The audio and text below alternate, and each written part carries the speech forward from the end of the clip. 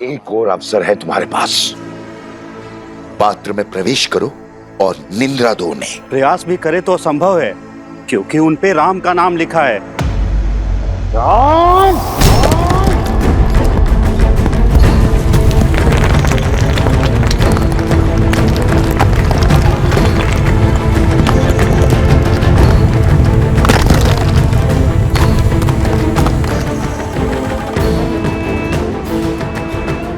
नहीं, घड़ा मत उठाना। ये सब किसी माया जाल से लगता है। चलो ऐसे ही आगे बढ़ते हैं। श्री राम श्री राम श्री राम। अभी भी नहीं गिरा पात्र। कोई बात नहीं, जल भरने के लिए जब झुकोगे तो पात्र तो उतारना पड़ेगा। तुम सब सज्ज रहना। जैसे ही वो जल भरने के लिए पात्र निकालें, आक्रमण कर देना और दोनों को सुला देना। समझे? जाओ।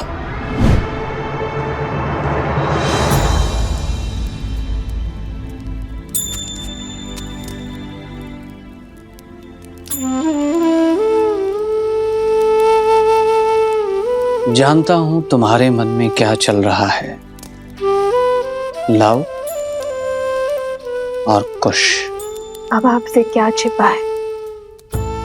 मैं जानती हूँ मेरे दोनों पुत्र वीर हैं, पराक्रमी हैं, किंतु उतने ही नटखट भी हैं। इसलिए मैंने उनको दंड स्वरूप आश्रम के बाहर भेज दिया, जल लाने के लिए। अंधकार है और असुरी माया पूर्णतः नष्ट नहीं हुई अब। क्या मैंने उचित किया? कोसल राज्य का भविष्य हैं वो दोनों। पराक्रमी तो होंगे ही। नाविक की योग्यता की पहचान चक्रवात में ही होती है, स्थिर जल में नहीं बंदेवी। तुम्हारे पुत्रों ने आश्रम में रहकर बहुत कुछ सीखा है, किंतु अब समय है बाहर के संसार को जानने का, उसे समझने का। मुझे आपके कहे हर शब्द पर और अपने पुत्रों के शौर्य पर पूरा विश्वास है।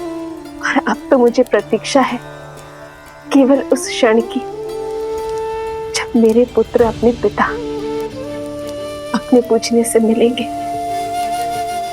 प्रभु श्री राम से मिलेंगे। तथास्तु।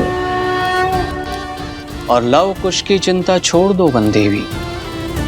अपने पिता और माता की भांति उनमें भी हर संकट का हल खोजने का सामर्थ्य है।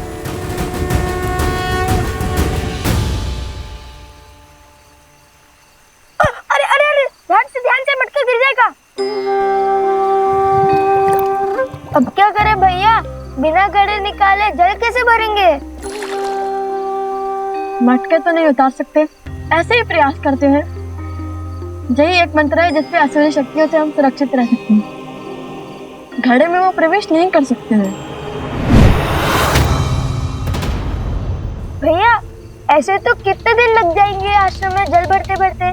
अब यदि माता ने दंड दिया है तो उसके पीछे का उद्देश्य भी उन्हें ही पता होगा। चलो शेष घड़े भर लेते हैं।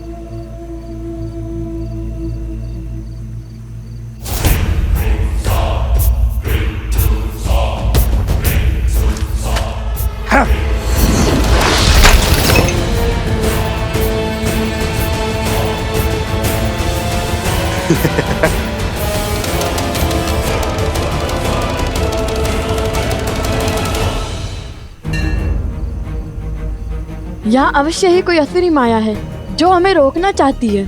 भैया अगर हम जल नहीं भर पाए तो दंड और उसके पीछे का उद्देश्य कैसे पूरा होगा? किसी भी समस्या का हल रोने से नहीं, सोचने से होता है। मेरी तो समझ में नहीं आ रहा है कि हमें जल आश्रम तक पहुंचाना है या जल से भरा हुआ मटका। अद्भुत, तुमने मुझे एक नया सुझाव दिया है। तुम तुम बातें मूर्खता भरी करते हो, परंतु हो बड़े गुणवान। ऐसा क्या कहा मैंने? अब कुछ ही क्षणों में ये अपना गड़ा उतारेंगे, तुम तभी उन पे आक्रमण करना। तुमने कहा कि हमें जल्द आश्रम तक पहुंचाना है, अब चाहे वो घड़े में हो या नहीं। मुझे तो कुछ समझ में नहीं आ रहा भैया। जो भी करे, पर ऐसा कुछ मत कीजिए कि माता फिर से रुष्ट ना हो जाए।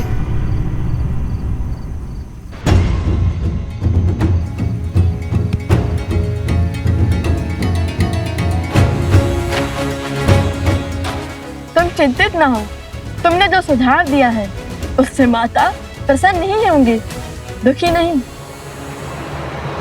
तो बोलो जय श्री राम, जय श्री राम, जय श्री राम, जय श्री राम, जय श्री राम, जय श्री राम।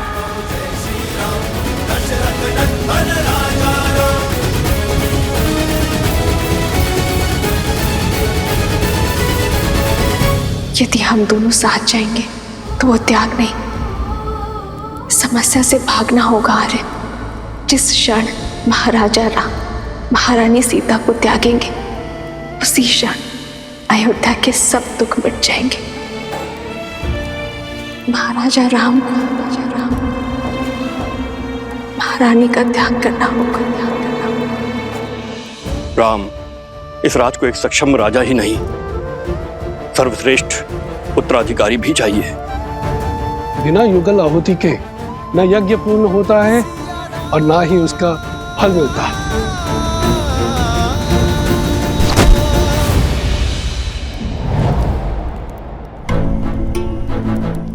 हनुमान,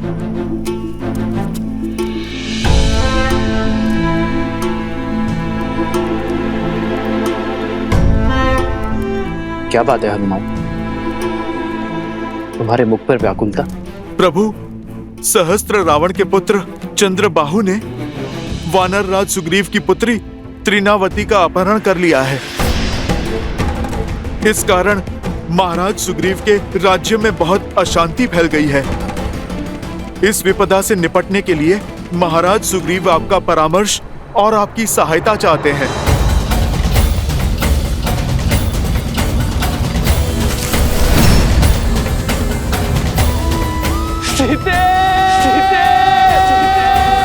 रावण का वध तो हो गया है हनुमान, किंतु उसकी विचारधारा का नाश होना अभी शेष है। दृष्टता और अधर्म हर रूप में धर्म के लिए चुनौती है, किंतु स्त्री को देवी की भांति पूजा करने वाले इस समाज में स्त्री को वस्तु की भांति उठा लेने वालों की धारणा का नाश होना चाहिए।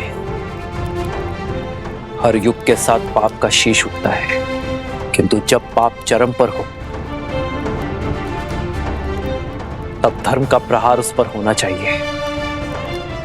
मेरे मित्र वानर राज सुग्रीव के राज्य में आतंक फैलाने वालों को दंड देना हमारा राजकीय कर्तव्य है हनुमान, और एक मित्र होने का परम धर्म भी। युद्ध की तैयारी करो हनुमान, धर्म के पथ पर चलने का समय आ गया है। संसार में बुरी सोच फैलाने वालों का अंत आवश्यक है। मेरे मित्र वानर राज सुग्रीव से कह दो कि उनका ऋण जो मुझ पर है उसे मैं चुका तो नहीं पाऊंगा, किंतु ये राम अपना मित्र धर्म निभाने अवश्य आएगा।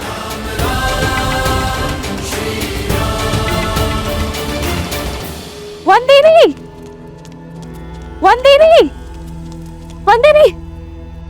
क्या हुआ कुमुदनी? पूछे मत, आइए देखिए क्या किया है आपके लवकुश ने। अब क्या कर दिया लवकुश ने? देखिए।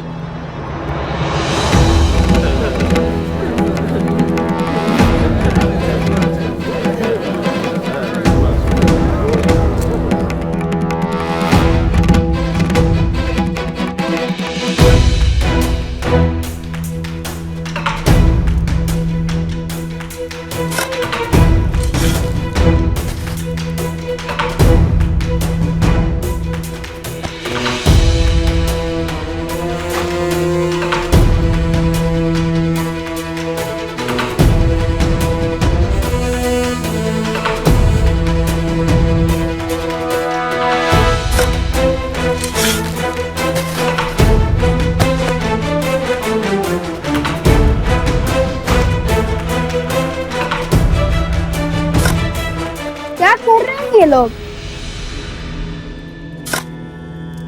लव, कुश, ये जल भरने के स्थान पर क्या कर रहे हो तुम दोनों? यहाँ और ये सर पर मटके? सब बताते हैं माता, सब बताते हैं। बस कुछ क्षण रुक जाइए।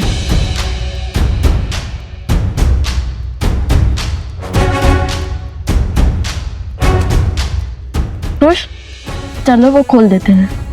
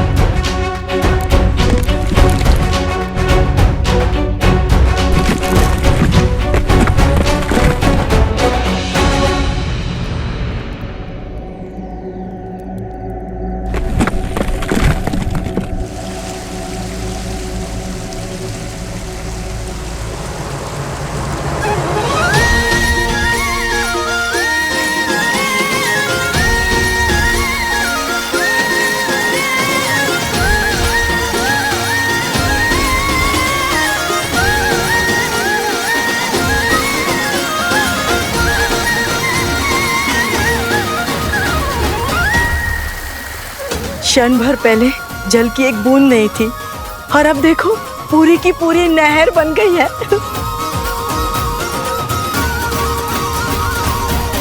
और लव कुश की चिंता छोड़ दो बंदेवी, अपने पिता और माता की भांति उनमें भी हर संकट का हल खोजने का सामर्थ्य है।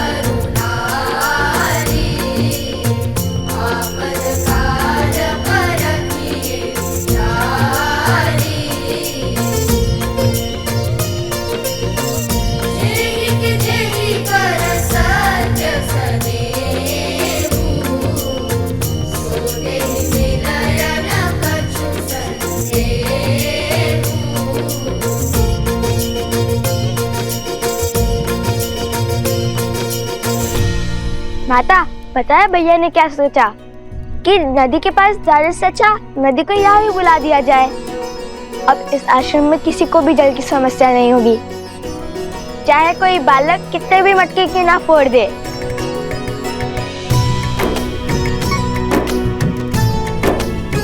कार्य मेरा था, परंतु सुझाव कुश का। जानती है माता, हमारी प्रेरणा कौन सा प्रसंग बना? जब नल और नील ने राम नाम लिखकर लंका तक सेतु बनाया था, तो हमने सोचा जब राम नाम का पत्थर सागर में तैर सकता है, तो राम नाम का फावड़ा नदी के लिए मार्ग क्यों नहीं बना सकता?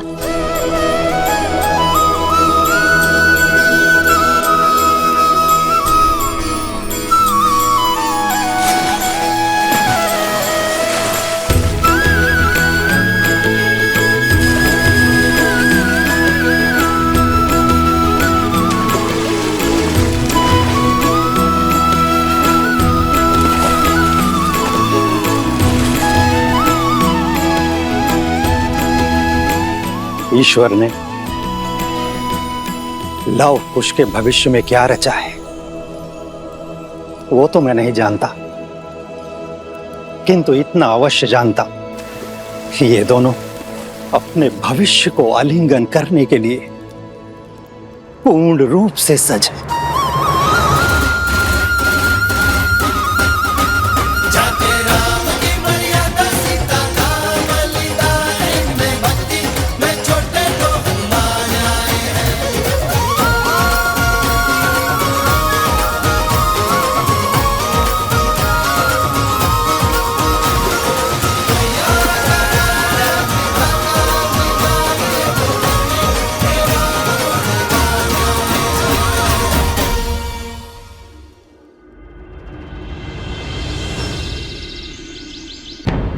माना कर्तव्य महत्वपूर्ण है राम, परंतु अश्वमेध की घोषणा करके उसे रोक देना अशुभ भी है और अपयश कारक भी। अश्वमेध यज्ञ अवश्य होगा आचार्य।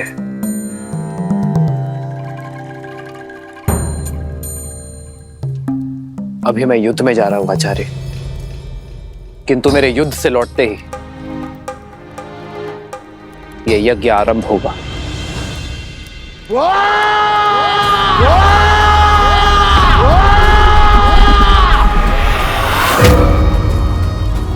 सहस्त्रमुख रावण पराजय के बाद पीछे नहीं हटता और प्रचंड शक्ति से वार करता है।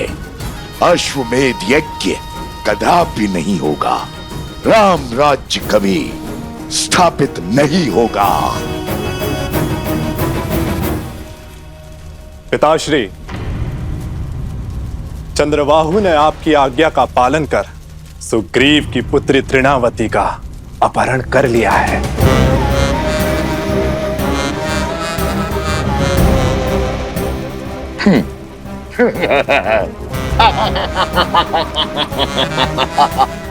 कैसे कैसे बचोगे राम मेरे इस प्रहार से? अब राम को सुग्रीव की सहायता के लिए जाना होगा और अयोध्या अश्वमेध यज्ञ से वंचित रह जाएगी। और राम के जाते ही हम अपनी शक्ति से उसकी प्रजा में पुनः धर्म की स्थापना कर देंगे।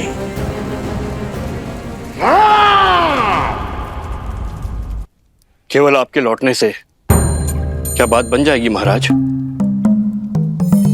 धार्मिक बाधा तब भी रहेगी। इस युद्ध से लौटकर इस समस्या का हल अवश्य होगा आचार्य। अर्थात आप दूसरा विवाह करेंगे?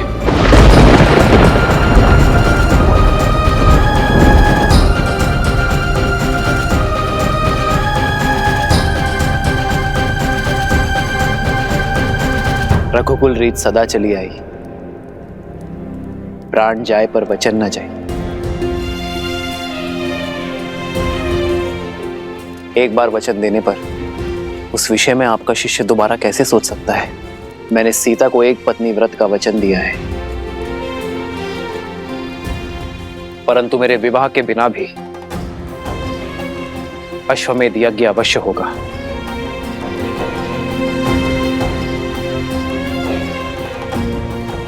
राजा का सपत्नी यज्ञ में बैठना आवश्यक है ना? मैं युद्ध से लौटते ही भरत को अयोध्या का महाराज घोषित कर दूंगा।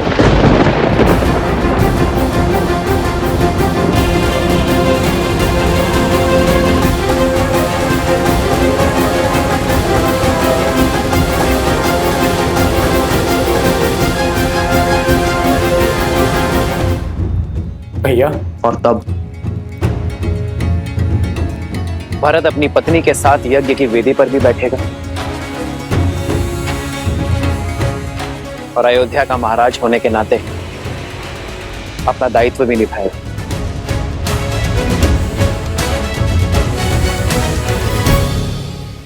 ये क्या कह रहे हैं आप भैया? नहीं, ये मुझे स्वीकार करना होगा भरत। क्योंकि ये मेरा निर्णय है। समझने का प्रयास करो भरत। या तो तुम अयोध्या के महाराज बनोगे या सीता का ये राम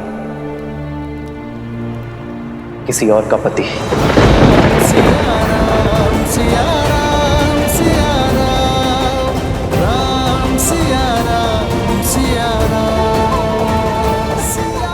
और मेरा चयन तुम जानते हो भरत।